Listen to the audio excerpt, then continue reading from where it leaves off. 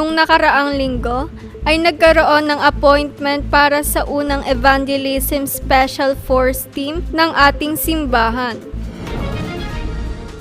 Nagbigay ng lecture si Reverend Lee Jong-il para sa 237 PRTS Rodriguez sa linggong ito.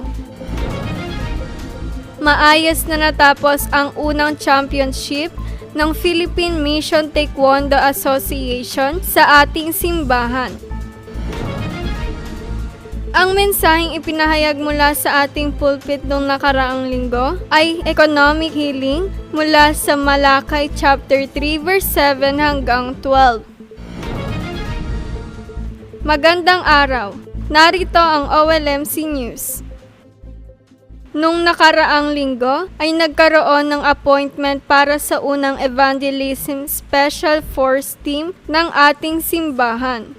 At ito ay nahati sa dalawang team. Ang unang team ay pinangungunahan ni Assistant Pastor Mimi at ang pangalawang team ay pinangungunahan ni Deaconess Mercy.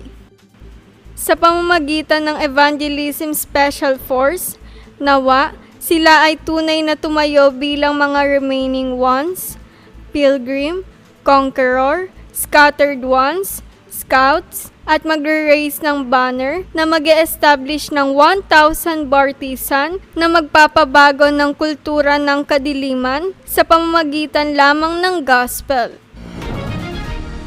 Nitong nakaraang Lunes at Martes ay klase ng 237 PRTS kung saan ipinahayag ng 237 PRTS guest speaker na si Reverend Lee Jong-il ang lecture 1 hanggang 10 na nakasentro ang mensahe sa 10 platforms sa loob ng journey.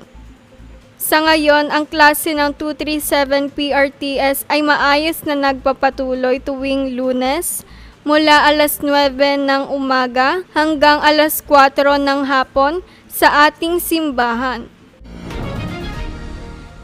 Kahapon lamang ng Sabado ay ginanap sa Philippine One Light Mission Church ang kauna-unahang kompetisyon ng championship ng Philippine Mission Taekwondo Association. Kabilang sa championship na naganap ay ang ipinakita ang taekwondo warm-up, exhibition at sparring.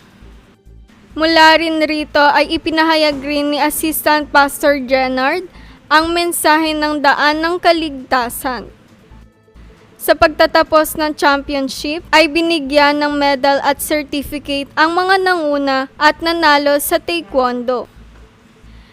Nawa ay patuloy nating ipanalangin ang sistema at movement ng Philippine Mission Taekwondo Association.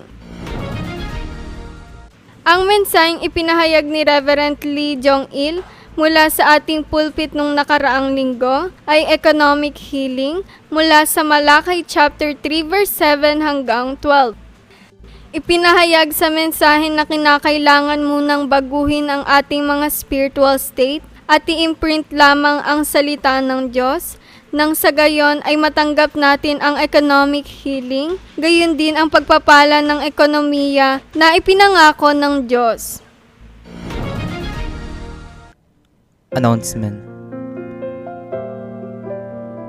Mamayang 1:20 ng hapon, pagkatapos ng lunch ay meeting ng lahat ng mga director at assistant director. Mamayang 7 ng gabi ay online evangelism school ng Philippine Children Minister. Bukas ay klase ng 237 PRTS Rodriguez. Sa darating na Huwebes, January 22, ay Addiction Prevention Evangelism School sa ating simbahan. Sa susunod na linggo, 1:40 ng hapon, ay meeting ng Evangelism Special Force Team. Sa hapon ng January 25, ay Devotion Worship ng Evangelism Special Force Team. Sa January 26, Lunes mula 9:30 ng umaga hanggang alas 4 ng hapon ay Evangelism ng Evangelism Special Force Team. Sa January 26 hanggang January 29 ay Regional Church Ministry sa Laniera at Santiago. At mula January 26 hanggang 30 naman ay 237 PRTS Evangelism School at Regional Church Ministry sa Mindanao.